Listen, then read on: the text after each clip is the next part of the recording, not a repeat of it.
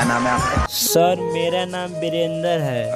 आप यहाँ क्यों आए हैं? सर यहाँ आने का कारण क्या मैं बताऊं। आजकल के इस कलयुग में ऐसे ऐसी घटनाएं हो रही है ना, जिसे सुनकर ना रूह कांप उठती है। क्या बात कर रहे हैं? जी हाँ मैडम जी, जिससे लोगों को प्यार और लव मैरिज से भरोसा उठ जाएगा। आई एम सॉरी, ये गलत बात है। सर आज है ना, आज मैं कुछ भी गलत नहीं बोलूँगा।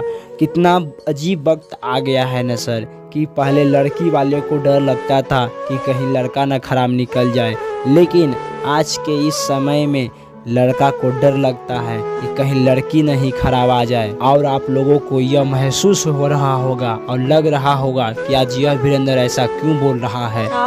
बहुत सही बात, बहुत सही बात। तो जी सर, आज जो मैं बात बताने वाला हूँ ना, यह एक ऐसी घटना है जो आपको भयभीत कर देगी और अंदर तक दहला देगी। मतलब यही है मैडम जी कि मेरठ के रहने वाला सौरभ लंदन में मर्चेंट नेवी में जॉब करता था। वह अपनी पत्नी का जन्मदिन मनाने के लिए वह घर आया था और वह सोच रहा था कि उसे जाकर मैं अपने बीवी को सरप्राइज दूंगा, लेकिन बीवी ने अपने पति को इस प्रकार सरप्राइज दिया कि अपने बॉयफ्रेंड साहिल के साथ मिलकर उसे 15 टुकड़ों में काटकर ड्रम में रख दिया और हनीमून मनाने के लिए शिमला चला गया। क्या बात कर रहे हैं? जी हाँ मैडम जी, यह एक ऐसी घटना है जो जयपुर के मेरठ में हुआ था। और यह जो घटना है ना, बहुत ही दिल को झकझोर देने वाली है और रोंगटे को खड़ा कर देगी। जिसमें यह होता है कि लोग अपने के लिए, स्वार्थ के लिए कुछ भी करने को बैठते हैं। यहाँ तक यह नहीं देखते हैं कि जिसको हम नुकसान पहुंचा रहे हैं वो कौन है। बहुत सही बात, बहुत सही बात। और आने वाले समय में लड़कियों को बहुत बड़ी मुसीबत का सामना करना पड़ेगा। और मैं सच्चाई बता रहा हूँ, आज यही रियलिटी है कि लड़कियां लोग अपने पैरों पर खुद कुल्हाड़ी मारी है। अगर उदाहरण दूंगा ना तो आप सोच में पड़ जाओगे। जैसे कि हाल ही में मेरठ में एक पति को 15 टुकड़ों में काटकर ड्रम में रख दिया गया था, और जिसमें से अफ्ताम सुहास का मामला है और कुछ दिनों का इंदौर का मामला है। और ऐसे ही लड़कियां अपने महिला सशक्तिकरण का, पावर का मिसयूज कर रही हैं और अपने पतियों को 15 टुकड़ों में काटकर ड्रम में रख दे रही हैं।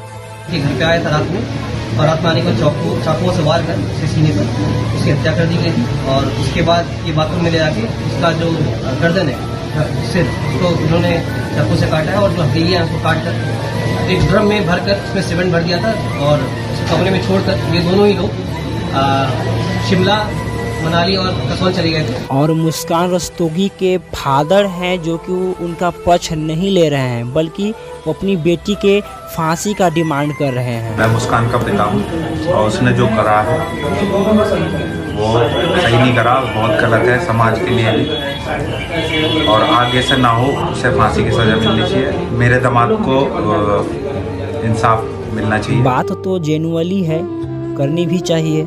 लड़कों के लिए तो पूरा भारत तो क्या, पूरा वर्ल्ड भी बातें कर रहा है, विशेष रूप से भारत तो कर ही रहा है। लेकिन लड़कियों ने अपने पावर का मिसयूज किया है। महिला सशक्तिकरण और वुमेन पावरमेंट के नाम पर लड़कियों ने मिसयूज कर रही है, और इसीलिए लड़के आजकल बहुत डरे हुए हैं कि उनकी पत्नी कैसे निकलेगी। क्योंकि आजकल लड़कियां शादियों के बाद दहेज प्रताड़ना के आधार पर या किसी अन्य मामलों के आधार पर लड़कों को ब्लैकमेल करती है। यह अक्सर होता ही रहा है, और बहुत सारे ऐसे जगह हैं जहां पर लड़कियों ने अपनी पावर का मिसयूज किया है, और यही सभी जगहों पर लड़कियां जॉब करती थी। वहां के मैनेजर या मालिक के ऊपर उसने आरोप लगा दिया कि मैनेजर ने मेरे साथ छेड़छाड़ की है, भले ही सच्चाई बाद में कुछ और निकली हो। और यही कारण है कि लड़कियों को प्राइवेट कंपनियां या कुछ और अन्य कंपनियां हैं जो जॉब पर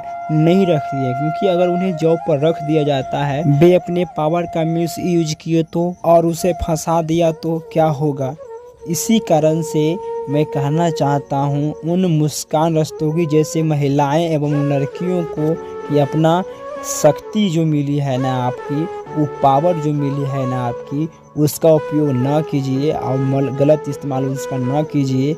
मैं ही आप लोगों से कहना चाहता हूँ, भले ही मैं छोटा हूँ, लेकिन यही आप लोगों से निवेदन है, कृपया कर आप अपना गलत का पावर का इस्तेमाल ना करें। इससे क्या होगा कि हमेशा के लिए लड़कियों पर से विश्वास लड़कों का उठ जाएगा और अपने भविष्य के लिए अपना खतरा स्वयं के लिए बना लीजिएगा। आखिरी में अपने बड़े भाई एवं बंधुओं से मैं कहना चाहता हूँ कि त्याग दो वो चीज़ जो तुम्हें प्यारी हो, त्याग दो वो चीज़ को जो तुम्हें प्यारी हो, चाहे वो नशा हो या नारी हो। क्योंकि मेरे भाई इस हत्याकांड के वजह से ना प्यार और लव मैरिज पर से पूरा भरोसा उठ गया है। अगर मैं इस कहानी को शुरू से अंत तक लाऊं ना तो बहुत ही लंबा वीडियो बन जाएगा, लेकिन मेरा यह छोटा सा कोशिश है अपने बड़े भाई एवं परिवार के लिए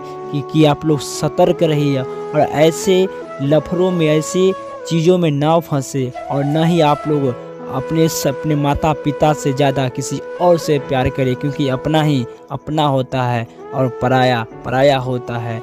और अंधा प्यार अक्सर जालों में बिखेर देते हैं और बीच दरियाओं में। मैं उन सभी माताओं और बहनों और भाइयों बंधुओं से माफ़ी मांगना चाहूँगा कि अगर मेरे बातों से आप लोगों का खेद हुआ होगा, कुछ तकलीफ़ें हुई होंगी, तो मैं उसके लिए दिल से माफ़ी मांगता हूँ। और ये भी कहना चाहूँगा कि अगर यह कहानी आप लोगों को कुछ अगर अंदर से झकझोरती है, रोंगटे को खड़ी कर देती है, तो अगर आप लोगों को चाहते हैं कि यह कहानी को मैं शुरू से लेके अंत तक बताऊं, तो कमेंट में ज़रूर बताइएगा। आप लोगों के डिमांड पर यह वीडियो मेरा प्रयास रहेगा, छोटा सा प्रयास रहेगा। अब बहुत अच्छा सा कुछ गा दो यार, हम तरस रहे हैं। रेडी हो आप? Come on, rock and role.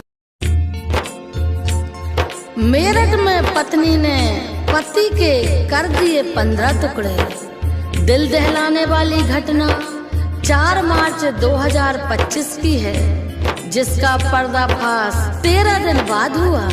पत्नी मुस्कान रस्तोगी की एक सुंदर बेटी है, 5 साल की। मुस्कान का एक प्रेमी है साहिल शुक्ला, जिसके साथ मिलकर पत्नी ने अपने खूबसूरत और हैंडसम पति को मार दिया।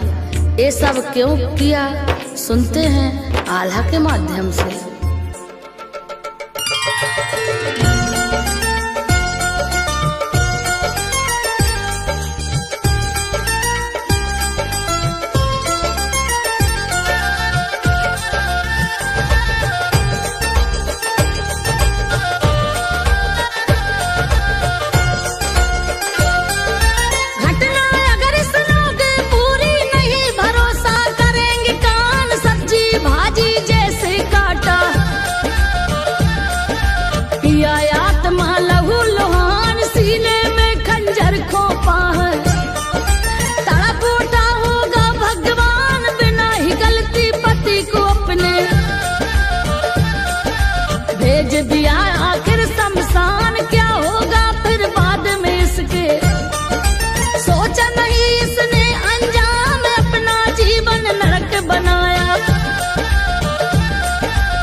दिया रिश्ते को बदनाम, माता पिता ही त्यागे इसको। नहीं लिए है इसको थाम, थाने इसको ले जा करके। किए है समझो फर्ज का काम, थोड़ी सी इनके जीवन की। आओ पहले बात सुनाए, सौरभ राजपूत था सुंदर।